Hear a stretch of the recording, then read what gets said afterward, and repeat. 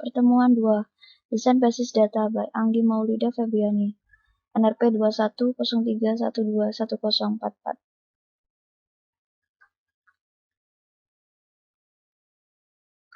Tujuan pembelajaran. Pertama adalah untuk memahami aturan sistem informasi dalam organisasi. Yang kedua, memahami proses desain basis data.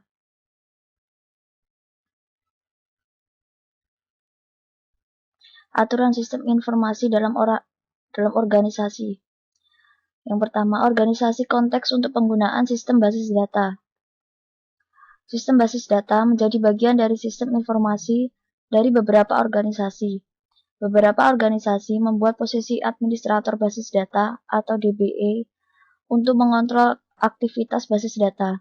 Kemudian, Information Resource Management atau IRM juga diperkenalkan oleh organisasi yang besar sebagai kunci kesuksesan manajemen bisnis.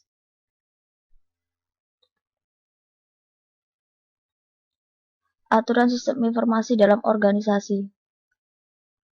Terdapat beberapa alasan. Yang pertama, dapat dianggap sebagai resource yang bekerja sama dan manajemen dan kontrol dilakukan terpusat untuk pekerjaan yang lebih efisien dalam organisasi. Yang kedua, fungsi dalam organisasi dikomputerisasi sebagai kebutuhan ketersediaan data yang besar dan up-to-date. Seiring pertumbuhan data dan aplikasi relasi yang lebih kompleks, dari data perlu dimodelkan dan diatur. Dan yang terakhir, terdapat konsolidasi dari informasi resource.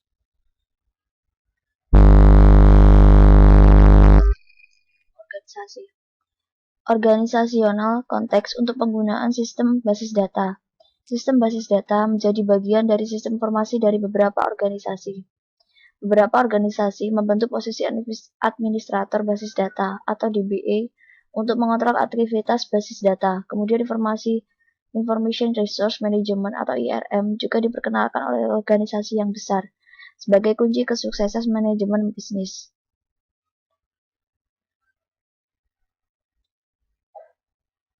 Kemudian siklus sistem informasi. Siklus sistem informasi disebut siklus makro, di mana siklus sistem basis data dirujuk ke siklus mikro. Siklus makro meliputi beberapa tahap, yaitu yang pertama, feasibility analysis. Tahap ini berhubungan dengan analisa area aplikasi potensial, mengidentifikasi sisi ekonomi dari information gathering and dissemination, membentuk studi keuntungan awal, menentukan kompleksitas data dan proses, mengatur prioritas aplikasi.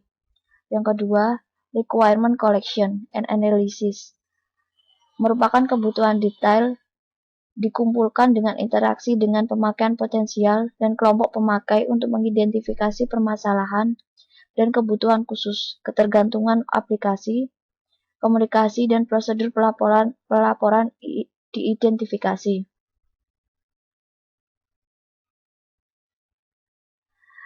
Kemudian yang ketiga, ada desain. Tahap ini mempunyai dua aspek, yaitu mendesain sistem basis data dan mendesain sistem aplikasi atau program yang menggunakan dan memproses basis data. Yang keempat, ada implementasi, merupakan sistem informasi diimplementasi. Basis data dibentuk dan transaksi basis data diimplementasikan dan diuji coba. Yang kelima, ada validation and acceptance testing, merupakan tingkat akses dari sistem dalam memenuhi kebutuhan pemakaian dan kriteria performansi divalidasi. Sistem diuji coba dengan kriteria performansi dan spesifikasi kelakuan. Yang keenam, deployment, operation, and maintenance, merupakan pada tahap ini dilakukan konversi pemakai dari sistem lama ke sistem baru melalui training. Tahap operasional mulai jika semua fungsi sistem dioperasikan dan divalidasi. Jika kebutuhan baru atau aplikasi bertambah, maka harus melalui semua tahap sebelumnya sampai semua divalidasi dan berhubungan dengan sistem. Monitoring performasi sistem dan pemeliharaan sistem merupakan aktivitas yang penting selama tahap operasi.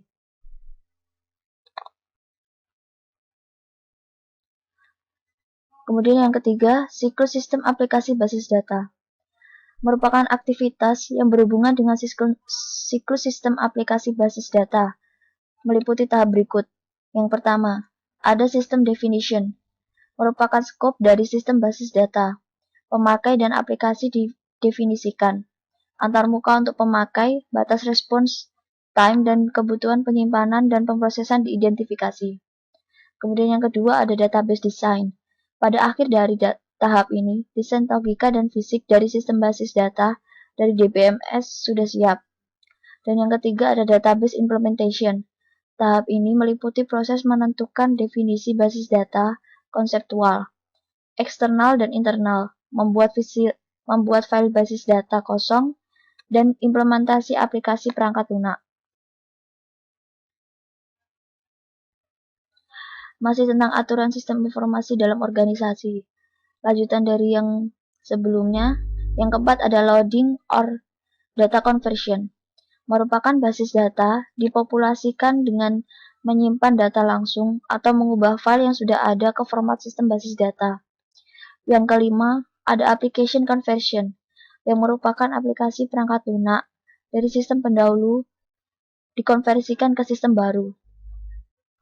Kemudian yang keenam ada testing dan validation, merupakan sistem baru diuji coba dan divalidasi. Yang ketujuh ada operation, merupakan sistem basis data dan aplikasi dioperasikan. Biasanya sistem lama dan baru dioperasikan secara paralel dalam beberapa waktu. Kemudian yang terakhir ada monitoring and maintenance. Selama tahap operasional sistem secara tetap dimonitor dan dipelihara. Perubahan dan pengembangan dapat terjadi baik pada isi data maupun aplikasi perangkat lunak. Modifikasi dan reorganisasi diperlukan dalam waktu ke waktu. Kemudian beralih ke proses desain basis data. Tujuan dari desain basis data adalah yang pertama, untuk memenuhi kebutuhan isi informasi dari pemakai dan aplikasi tertentu. Yang kedua, untuk menyediakan struktur informasi alami dan mudah dipahami.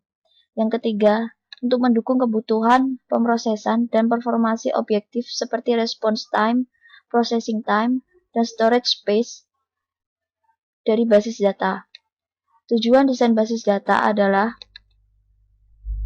terdapat 6 tahap utama pada proses desain basis data, yaitu yang pertama, koleksi dan analisa kebutuhan. Yang kedua, desain basis data konseptual. Yang ketiga, pemilihan DBMS. Yang keempat, pemetaan model data, disebut juga desain basis data logika. Yang kelima, desain basis data fisik. Yang terakhir adalah implementasi dan turning sistem basis data.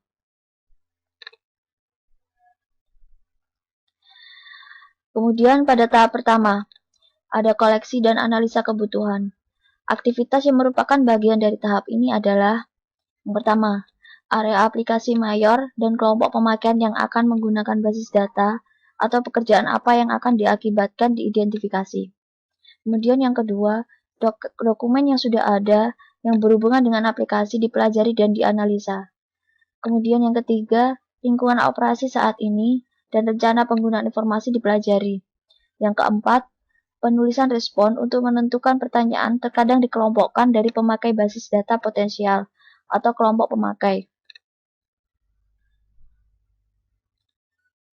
Kemudian pada tahap kedua, terdapat desain basis data konseptual. Tahap 2, desain skema konseptual. Tujuannya adalah, desain skema konseptual adalah skema semantik, interrelationship, dan constraint. Hal ini tergantung dari DBMS yang digunakan. Pada tahap desain basis data, perlu menggunakan model data konseptual level tinggi dengan karakteristik seperti berikut. Yang pertama adalah expressiveness, merupakan model data cukup ekspresif untuk membedakan perbedaan tipe data, relationship, dan constraint. Yang kedua ada simplicity dan understandability, yang merupakan model cukup sederhana untuk pemakai yang tidak mengerti dan menggunakan konsep tersebut. Yang ketiga ada minimality, merupakan model mempunyai sejumlah kecil konsep dasar yang berbeda dan tidak overlapping. Yang keempat ada diagrammatic representation, merupakan model dalam bentuk notasi diagram untuk menampilkan skema konseptual yang mudah diinterpretasikan. Kemudian yang kelima ada formality. Merupakan skema konseptual yang ditampilkan dalam model data harus mempresentasikan spesifikasi formal data, sehingga konsep model harus ditentukan secara akurat dan tidak berganda.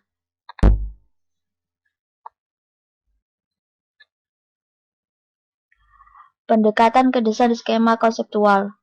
Terdapat dua pendekatan untuk merancang skema konseptual yang diturunkan dari kebutuhan yang dikoleksi. Pendekatan pertama adalah pendekatan desain skema terpusat atau one-shot, di mana kebutuhan dari aplikasi yang berbeda dan kelompok pemakai pada tahap pertama digabungkan ke dalam satu himpunan kebutuhan sebelum desain skema dimulai. Kemudian pendekatan kedua adalah pendekatan view integration, di mana kebutuhan tidak digabungkan. Selama tahap view integration, skema bagian digabungkan ke dalam skema konseptual global untuk keseluruhan basis data.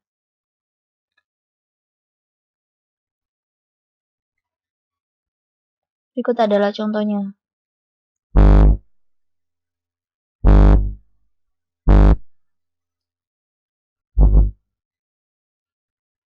Dan berikut adalah contoh lanjutan dari contoh sebelumnya.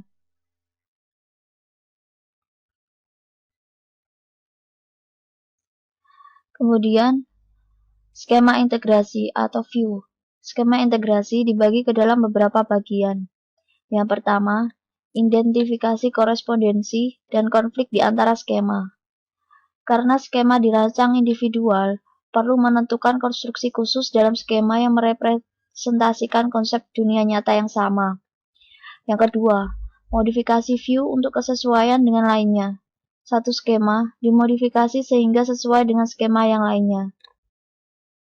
Yang ketiga, menggabungkan view. Skema global dibuat dengan menggabungkan skema individu.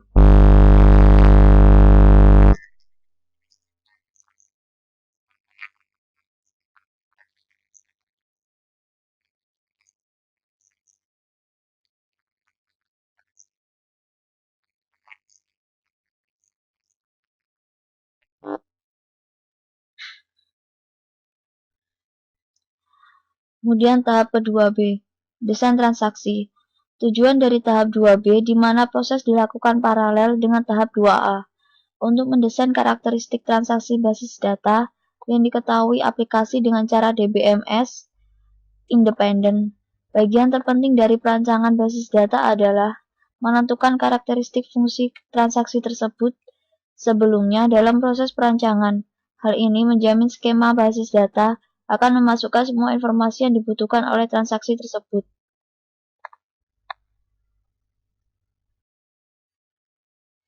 Berikut adalah contohnya.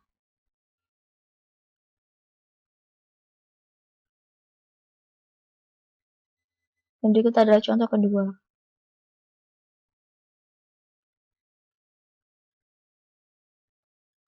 Kemudian pada tahap ketiga, pemilihan DBMS.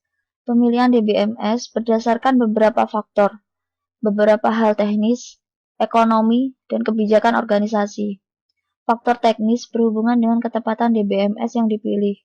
Yang termasuk faktor teknis adalah tipe DBMS, seperti relasional, objek relasional, objek, dan lainnya. Struktur penyimpanan dan akses path yang didukung DBMS, ketersediaan antar muka pemakai dan pemrogram, tipe bahasa query tingkat tinggi, ketersediaan alat bantu, pengembangan, kemampuan berhubungan dengan DBMS lain melalui media standar, pilihan arsitektur yang berhubungan dengan operator client server, dan lain sebagainya.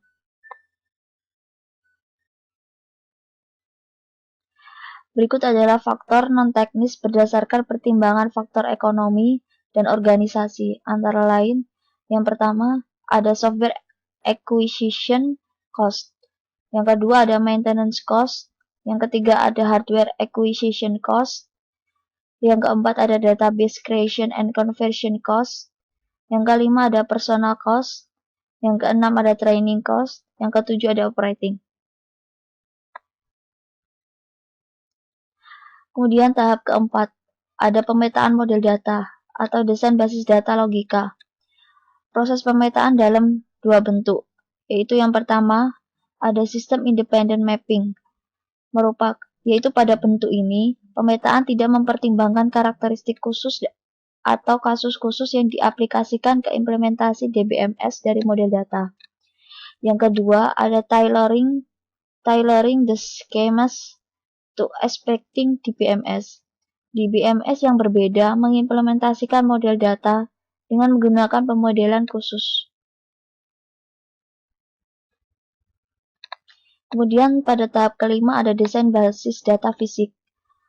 Kriteria berikut biasanya digunakan untuk menuntun pemilihan rancangan basis data fisik. Yang pertama yaitu waktu respon, merupakan waktu antara pengiriman transaksi basis data untuk eksekusi dan penerimaan respon. Yang kedua ada utilitas ruang penyimpanan, yang merupakan jumlah ruang penyimpan yang digunakan file basis data dan struktur access path pada disk, termasuk pengindeksan dan access path lain.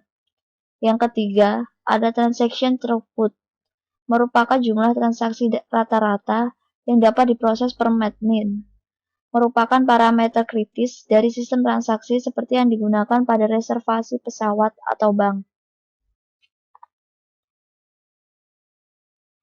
Kemudian pada tahap ke-6 ada implementasi basis data dan tuning. Setelah rancangan logika dan fisik selesai, kita dapat mengimplementasikan sistem basis data. Hal ini merupakan tanggung jawab DBA bersama desainer basis data.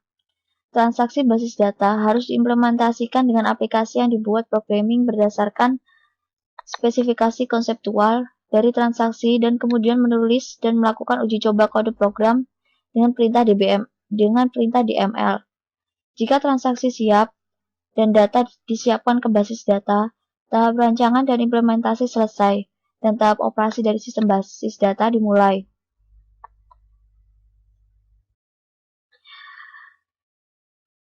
Dan berikutnya soal. Yang pertama, sebutkan 6 tahap perancangan basis data. Jawabnya adalah yang pertama, koleksi dan analisa kebutuhan. Yang kedua, desain basis data konseptual. Yang ketiga, pemilihan DBMS. Yang keempat, pemetaan model data atau disebut juga dengan desain basis data logika. Yang kelima, desain basis data fisik. Dan yang keenam, implementasi dan tuning sistem basis data. Soal nomor 2. Manakah dari 6 tahap tersebut sebagai aktivitas utama dalam proses perancangan basis data? Mengapa? Jawabnya adalah yang paling utama dalam perancangan database adalah tahap koleksi dan analisa kebutuhan. Karena untuk menentukan kebutuhan suatu sistem database, kita harus mengenal terlebih dahulu bagian-bagian lain dari sistem informasi yang akan berinteraksi dengan sistem database, termasuk para user yang ada dan yang baru beserta aplikasi-aplikasi. Inilah yang kemudian dikumpulkan dan dianalisa. Kemudian nomor 3, mengapa perancangan skema dan aplikasi dilakukan secara paralel? Jawabnya adalah agar menghasilkan skema basis data konseptual dan menghasilkan spesifikasi level tinggi untuk aplikasi tersebut. Pertanyaan nomor 4, mengapa digunakan model data implementation independent selama perancangan skema konseptual? Yang pertama, tujuan desain skema konseptual adalah skema lengkap tentang struktur basis data, semantik, interrelationship, dan constraint. Hal ini tergantung dari DBMS yang digunakan. Kemudian yang kedua adalah skema konseptual tidak tersedia sebagai deskripsi stabil dari isi basis data. Pemilihan DBMS dan keputusan desain dapat berubah tanpa mengubah skema konseptual DBMS independen. Kemudian yang ketiga, skema konseptual yang baik sangat penting untuk memakai basis data dan desainer. Penggunaan model data tingkat tinggi lebih ekspresif dan umum daripada model data dari DBMS. Kemudian yang terakhir, deskripsi diagram dari skema konseptual dapat menawarkan kendaraan komunikasi yang baik di antara pemakai basis data, desainer, dan analis. Karena model data level tinggi biasanya berbentuk konsep dan mudah untuk mengerti daripada model data DBMS yang level lebih rendah, atau definisi sintak data. Komunikasi yang berhubungan dengan desain skema menjadi lebih kelihatan.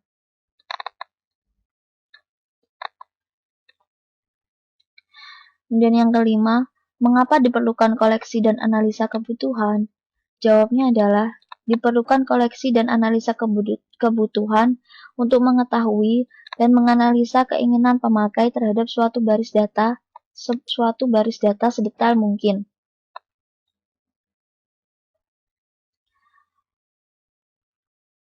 Dan kemudian nomor 7, bagaimana karakteristik dari model data untuk rancangan skema konseptual harus diproses? Yang pertama, yaitu expressiveness. Merupakan model data cukup ekspresif untuk membedakan perbedaan tipe data, relationship, dan constraint. Yang kedua ada simplicity and understandability, yang merupakan model cukup sederhana untuk pemakai yang tidak mengerti dan menggunakan konsep tersebut. Kemudian yang ketiga ada minimality. Model mempunyai sejumlah kecil konsep dasar yang berbeda dan tidak overlapping. Kemudian ada diagrammatic representation, merupakan model dalam bentuk notasi diagram untuk menampilkan skema konseptual yang mudah diinterpretasikan. Kemudian yang terakhir ada formality, merupakan skema konseptual ditampilkan dalam model data yang harus merepresentasikan spesifikasi formal data, sehingga konsep model harus ditentukan secara akurat dan tidak berganda.